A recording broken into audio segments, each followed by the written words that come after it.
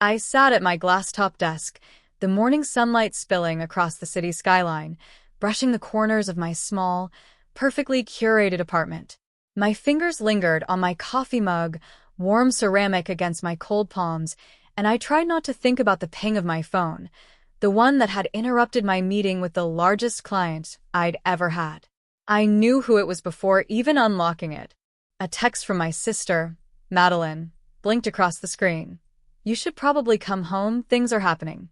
I smirked, rolling my eyes. Home. The word felt foreign now, like a place that had once held warmth, but now only carried echoes of judgment. My family had always had a way of looking at me, not seeing me really, but sizing me up like a painting that didn't quite fit the frame of their expectations. I ran a hand through my chestnut hair and looked down at the silk blouse I had chosen that morning, smooth and unwrinkled. Even this, my composure, my success, was something they couldn't touch. And yet, a small pulse of anxiety hit me. Not for me, but for them. For what they were about to find out. Because the last time I had been asked to leave, it hadn't gone quite like they expected. I remember that night as if it were yesterday. The dining room smelled faintly of roasted chicken and lavender from Mom's centerpiece, her attempt to make the house feel elegant even when emotions were anything but. I sat across the table from them, my hands folded neatly in my lap, heart pounding like a drum. My father's jaw was tight, his eyes flicking from my mother to me with that cold calculation I'd learned to recognize. And there was Mom, perfectly composed, a small smirk playing at the corner of her lips. Beside her, Madeline grinned in a way that made my stomach knot. "You have 1 week to leave, Sophia," Mom said casually, like she was discussing the weather. The words hit me harder than I expected. 1 week. To pack up my life, my things, my dreams, and vanish from the house that had been mine since childhood. I felt my hands start to shake, the lump in my throat growing with every passing second.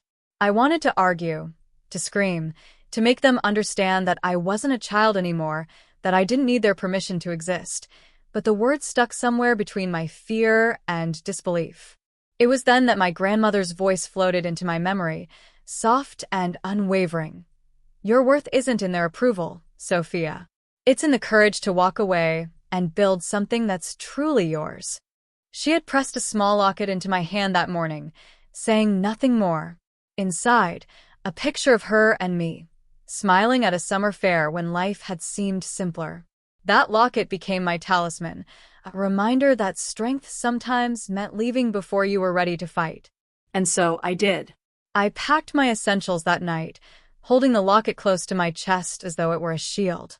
I left behind their judgment, their laughter, their smirks, and the suffocating expectations that had shadowed every childhood birthday, every graduation, every simple conversation. I didn't know then that leaving would be the beginning, not the end of my story. But I felt a spark of something new, something dangerous and exciting. Independence. And for the first time in years, I felt alive. The first few months were brutal. I rented a tiny studio apartment on the edge of the city, where the heating rattled and the paint peeled in corners. But every inch of that space was mine. For the first time, I could decide who came in, who I trusted, and most importantly, who I was becoming. I started at a small marketing firm, answering calls, managing spreadsheets, and learning the ropes of a world I had only ever observed from a distance. My mentor, Claire Donovan, a woman in her 50s with a sharp suit and a sharper wit, noticed me before anyone else. "You've got fire, Sophia," she said one evening as we closed the office doors behind the last employee. "Don't let anyone tell you that your ideas aren't worth hearing. Your ideas are your currency. Protect them. Grow them." Her words became my blueprint. Nights blurred into mornings. I'd stay at the office, my laptop balanced precariously on my knees, coffee cooling beside me, my fingers trembling not from fatigue, but from the sheer weight of ambition. Every rejection, every mistake, every patronizing remark about my age or gender fueled me more than it discouraged me. Slowly, I began to carve a path of my own. My first major client came unexpectedly, a small local boutique that needed a complete rebrand. I spent weeks poring over their catalog, analyzing their customer base, creating designs and campaigns that would transform their business. When they saw the results, they smiled at me in awe, and for the first time, I felt the intoxicating thrill of real, earned success. One victory led to another. Within a year, I had multiple clients, a modest but growing income, and the beginnings of financial independence I had never dared to imagine. But none of it reached my family. I kept it quiet, modest social media posts, vague mentions of work projects, carefully curated stories that made it seem like I was just surviving, not thriving. I even decorated my apartment to reflect the life I was quietly building, framed inspirational quotes, shelves lined with books on business and self-growth, a small corner with fresh flowers every Sunday morning.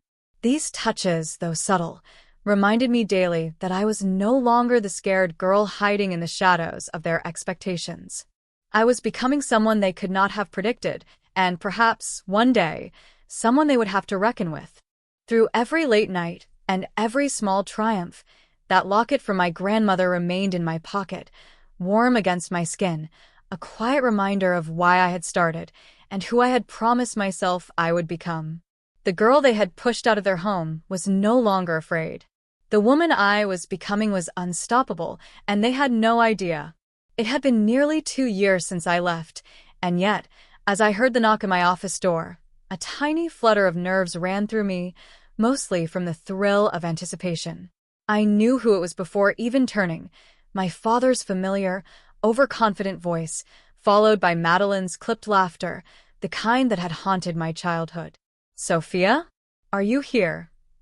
My father called.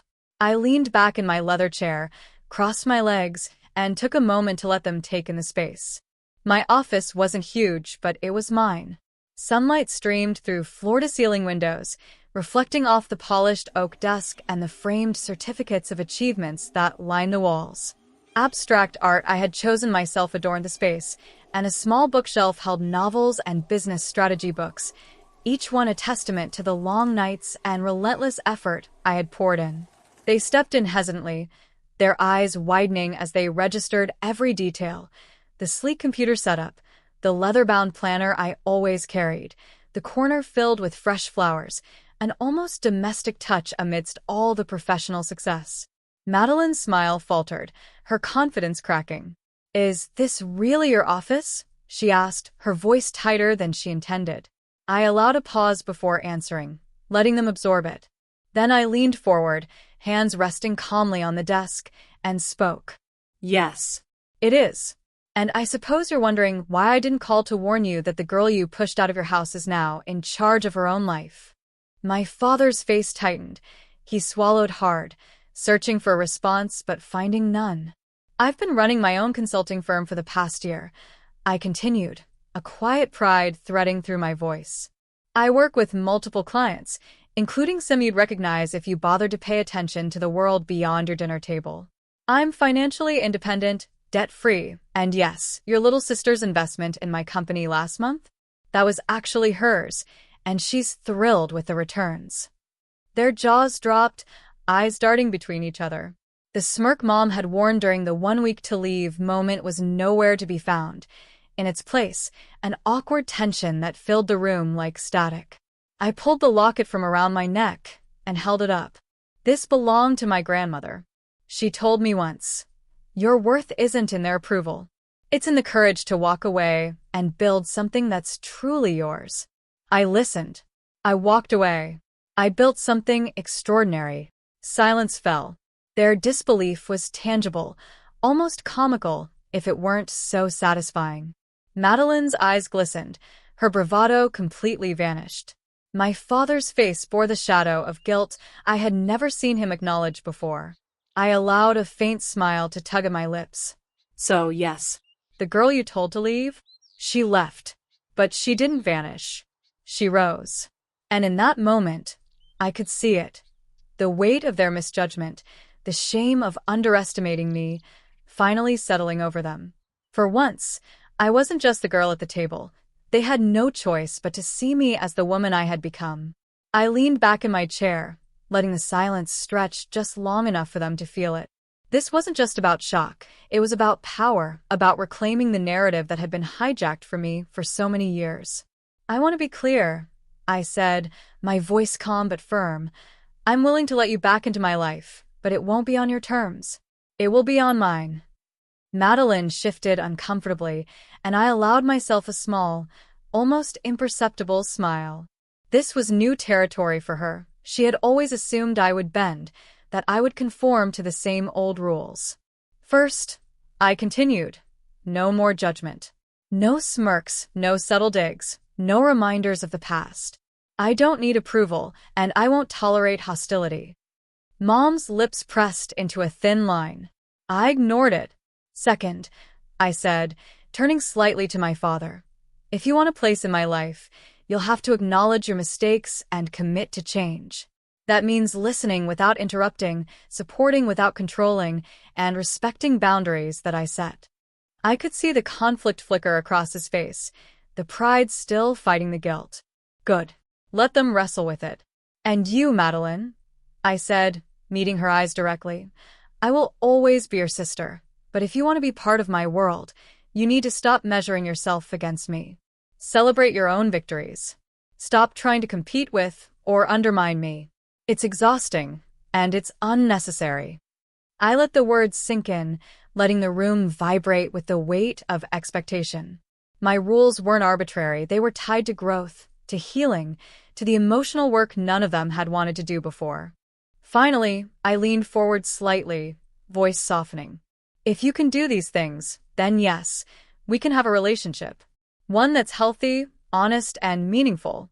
I want to help you succeed, just as I've helped myself succeed, but you have to want it for the right reasons." I glanced at the locket around my neck, the tiny reminder of courage and independence.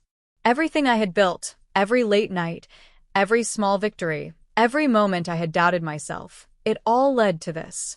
Not revenge, not punishment, but control. My control, my terms. Mom's eyes glistened with unshed tears. Madeline bit her lip, nodding slightly. My father's shoulders slumped, a silent acknowledgement that the days of taking me for granted were over. I allowed myself one final, quiet smile. They were listening. They were learning. And for the first time, I felt the exhilarating rush of true equality, not because I had to prove myself, but because I had already proven it to myself. Weeks passed, and for the first time I noticed subtle changes. Madeline stopped sending those passive-aggressive texts.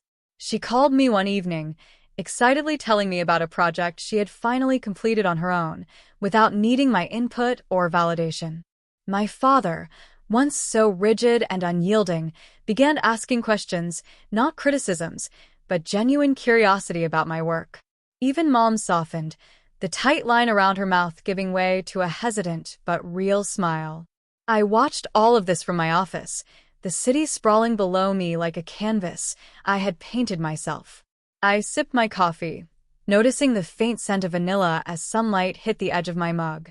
That locket around my neck felt warm again, as if my grandmother herself were whispering encouragement across time.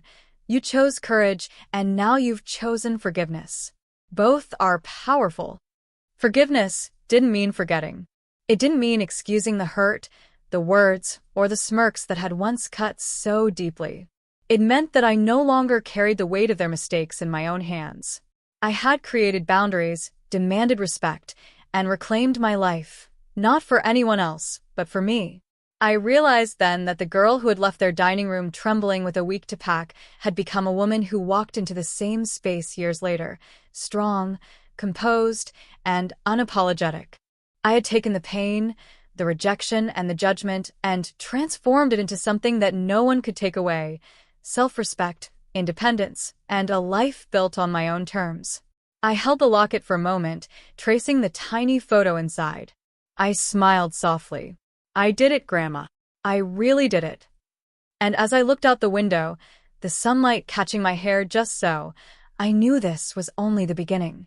The life I had imagined, the one that had seemed impossible the night I left, was now mine. Whole, complete, and untouchable by those who had once tried to dim my light. I let the city hum around me, a symphony to accompany the quiet, unshakable knowledge of my own strength. I walked away when I had to, I built what they couldn't see, and now I stand taller than ever. On my own terms, with no one to define me but me.